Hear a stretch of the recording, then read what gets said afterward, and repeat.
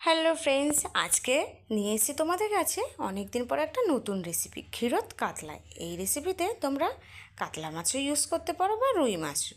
কাতলা মাছ হলে বেশি ভালো হয়। চলো তাড়াতাড়ি করে ফেলি ক্ষীরোদ কাতলা। ক্ষীরোদ কাতলা করতে আমি বেশ কয়েক পিস কাতলা মাছ নিয়েছি। কাতলা মাছটাকে ভালো করে ধুয়ে নুন মাখিয়ে রাখবো। এখানে হলুদ ইউজ হবে না মাছেও বা রান্নাতেও। নুনটা মাখিয়ে বেশ কিছুক্ষণ আমি রেখে দিলাম।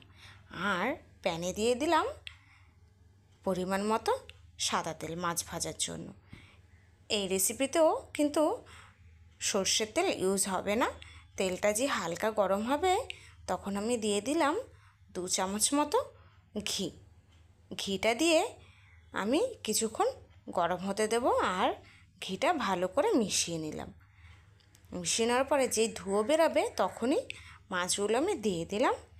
দিয়ে বেশ কিছুক্ষণ আমি ভেজে নেবো এক পিঠ। যেই লাল লাল হয়ে যাবে আবারও আমি উল্টে নেব আর এক পিঠ ভাজার জন্য।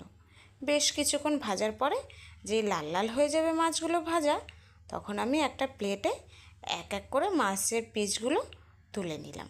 তুলে নেওয়ার পরে ওই তেলেই আমি দিয়ে দিলাম 1 চামচ মতো জিরে ধনের গুঁড়ো আর অল্প একটুখানি লঙ্কার গুঁড়ো ঝালের জন্য।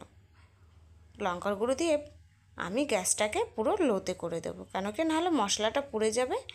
আর দিয়ে দিলাম অল্প একটুখানি জল দিয়ে ভালো করে মশলাটাকে একটুখানি কষিয়ে নিলাম। কষানোর পরে দিয়ে দিলাম একটা বড় দেখে টমেটো কুচি রেখেছিলাম, টমেটোটা দিয়ে কিছুক্ষণ নেড়ে চেড়ে দিয়ে দিলাম 1 চামচ মতো নুনটা দিয়ে বেশ কিছুক্ষণ আমি কষিয়ে নেব অল্প জল দিয়ে দিয়ে এভাবে। টমেটোটা যেই গলে যাবে দিয়ে দিলাম 3টে কাঁচা লঙ্কা চিড়ে। কাঁচা লঙ্কাটা চিড়ে দিয়ে ভালো করে মিশিয়ে নিলাম।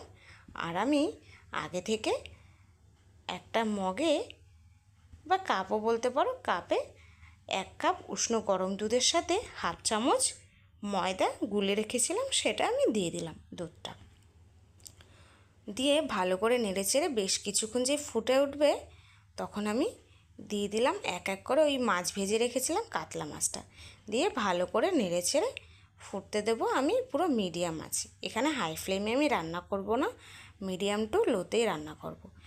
যেই একটুখানি ঝোলটা কমে যাবে তখন আমি দিয়ে দিলাম গরম মশলাটা দিয়ে একটুখানি নেড়ে ছেড়ে দিয়ে দিলাম কাঁচা লঙ্কাটা চিড়ে।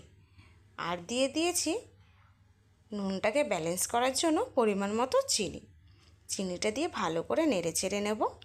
নেড়ে চেড়ে নেওয়ার পরে দেখো এদিকে আমার রেডি হয়ে গেছে ক্ষীরোদ কাতলা। ভিডিওটা যদি ভালো লেগে থাকে তাহলে লাইক করো, আমার চ্যানেলটাকে অবশ্যই তোমরা সাবস্ক্রাইব করো। আর তোমরা এভাবে